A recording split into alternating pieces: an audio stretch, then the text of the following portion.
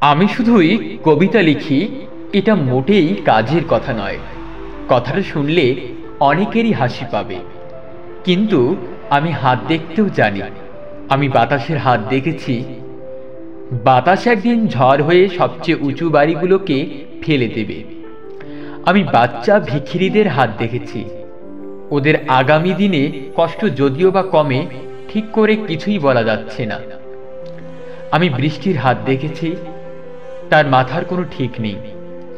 তাই আপনাদের সকলেরই একটা করে ছাতা থাকা দরকার।